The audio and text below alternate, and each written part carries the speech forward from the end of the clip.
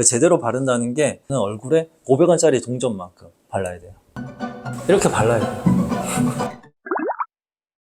안녕하세요.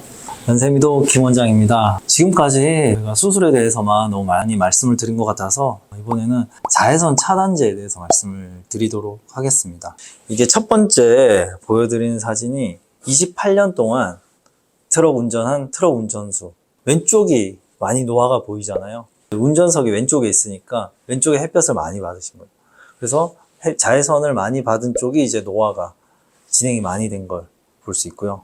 두 번째 보여드리는 사진이 얼굴에만 선블록을 바르신 거예요. 그러다 보니까 이제 목에만 이제 광노화가 진행이 되신 걸 볼 수 있고요. 선익스포저랑 야외 활동, 그리고 자외선 차단제를 얼마나 잘 바르느냐에 따라서 이제 일란성 쌍둥이에 대해서 설문조사를 해보니까 자외선에 많이 노출된 쪽이 많이 더 늙어 보인다. 예시로 나온 사진이 두 분이 이제 동일한 일란성 쌍둥이인데 유전자가 동일하잖아요. 그 오른쪽에 있는 분이 주당 야외 활동을 10시간 더 많이 한 거예요.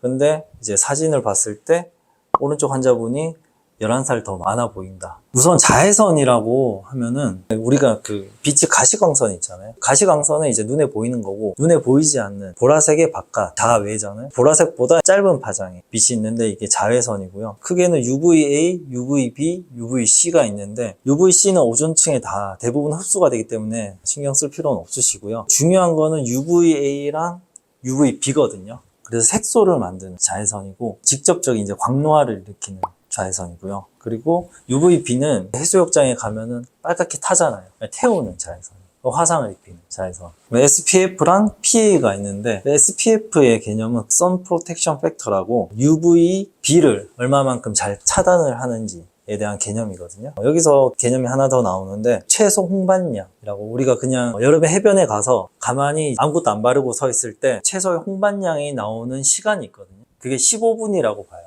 15분 동안 이제 해변에 있으면은 어느 정도 살짝 이제 빨갛게 타는 게 15분이거든요. 그래서 SPF는 선크림을 바르지 않았을 때의 최소 홍반량 분의 선크림을 발랐을 때의 최소 홍반량이거든요. SPF 1은 15분이거든요. 그래서 SPF 30은 7시간 반, SPF 50은 12시간 반이 자외선 차단을 할 수 있다. SPF는 높을수록 차단하는 시간이 길다는 거예요. 30보다 15가 2배를 많이 차단을 한다. 그게 아니에요. 대부분 90% 이상은 차단을 해요. 하지만은 30보다 15가 2배의 시간 동안 더 오래 차단을 할 수 있다. PA는 Protection Factor of UVA. UVA를 얼마만큼 더 잘 차단을 하냐. UVA는 우리를 검게 만든다고 말씀드렸잖아요. 이거는 검어지는 양을 측정을 한 거예요. PA가 1 플러스일 때는 2배, 2 플러스일 때는 4배, 3 플러스일 때는 8배, 4 플러스일 때는 16배. 그래서 대부분은 요즘 SPF 50에 PA 4 플러스로 나오거든요. 그래서 한 가지 팁을 말씀드리면 무조건 그냥 높은 거 쓰시는 게 나아요. 근데 지금 측정해서 나온 이런 양들 있잖아요. 그게 제대로 발랐을 때의 양이거든요. 제대로 바른다는 게 제곱센티미터당 2mg. 얼굴에 500원짜리 동전만큼 발라야 돼요. 측정 값들이 제곱센치당 2mg 바르려면은 얼굴 평균 면적당 이만큼 발라야 돼요. 그러니까 이렇게 바른 거를 측정을 한 거예요. 잠깐만요. 제가 한번 발라볼게요.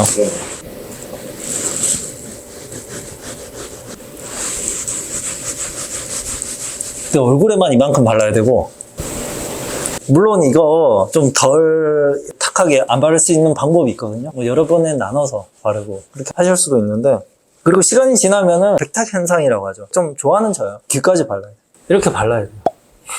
연구를 해봤는데 우리가 바르는 양을 이제 측정을 해보니까 이 양의 4분의 1이라고 하더라고요. 손가락 2마디 정도 이렇게 짜면은 일자 그 양이 한 4분의 1 정도 돼요. 그러니까 아까 SPF 50이 12시간이라고 생각을 하면 한 3시간 정도. 그래서 3시간마다 좀 더 발라주셔야 돼요.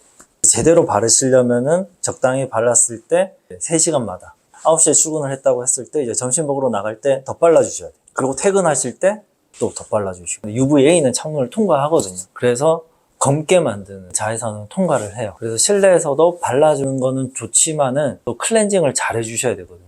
양현종 선수거든요. 깜짝 놀랐는데 피부가 되게 좋아요. 그래서 실내 운동하시는 분들, 야구선수, 축구선수, 골프선수 대부분이 데뷔했을 때 은퇴할 때 얼굴 보면은 광노화가 상당히 많이 돼 경우를 많이 보는데 이분이 피부가 되게 좋아요. 그래서 선크림 정말 이렇게 가부키처럼 발라주시거든요. 꼼꼼히 목까지, 귀 뒤까지 다 바르셨고, 다음 사진은 정글의 법칙. 거기서 이제 이훈 씨가 이거 정글 햇볕이 센데 선크림 안 바르니까 3일 만에 새까맣게 타버리고, 특히나 지금 뭐 화상을 입은 코라고 하는데 선크림 발라주실 때 튀어나온 부위, 코랑 광대 좀 잘 발라주셔야 돼요. 그리고 혹시 무기자차, 유기자차 들어보셨나요? 이게 무기적 자외선 차단제, 유기적 자외선 차단제. 유기적 자외선 차단제는 바르면은 피부에 흡수돼서 자외선을 받으면 이제 열 에너지로 발산을 하는 거고요. 무기적 자외선 차단제는 보호막이에요. 이제 딱 코팅을 해서 그냥 바로 이렇게 반사를 시키는. 유기적 자외선 차단제는 일단 발림성이 좋아요. 백탁 현상이 없고. 그런데 이게 피부에 흡수가 돼서 이제 열 에너지로 발산하는 거기 때문에 좀 어느 정도 이제 트러블이 생길 수 있고, 피부가 예민하신 분들은 쓰기에 좀 안 좋을 수 있죠. 그리고 흡수돼서 효과가 발생하는 거니까 외출하기 30분 전 바르셔야 되시고, 무기적 자외선 차단제는 백탁 현상이 있고, 티타늄 다이옥사이드, 징크 옥사이드 들어가 있으면 무기적 자외선 차단제의 성분이에요. 무기자차의 장점은 트러블이 많으신 분들, 예민하신 분들은 이제 바르면은 트러블이 생길 확률이 좀 떨어진다. 하지만 백탁 현상이 생긴다. 그리고 바르자마자 효과가 생긴다. 근데 요즘은 이게 너무 잘 나오기 때문에 그냥 아무 제품 그냥 쓰셔도 됩니다. 선블럭은 그냥 고르게, 정말 바르기 어렵잖아요, 해보면. 그렇죠. 그래서 좀 꼼꼼하게 바르기에는 좀 어느 정도 한계가 있다. 그리고 뒤에 다음 사진 제가 커뮤니티에 보다가 옛날에 웃겨가지고 오빠 등에 선스틱을 대충 발랐더니 이렇게 탔다고. 선스틱은 꼼꼼하게 고르게 바르기가 어렵고, 그러다 보니까 대충 발라. 하지만은 바른 데는 안 탔잖아요. 그래서 본인에게 그래도 맞는 제품을 쓰시고 크게 고민을 할 필요는 없고 50에 4플러스 쓰시면 됩니다. 궁금하신 거 있으시면 제가 공부를 해서라도 이제 답글을 달아드릴 테니까 많은 댓글 부탁드립니다. 이상 연세미도 성형외과 김원장이었습니다. 감사합니다.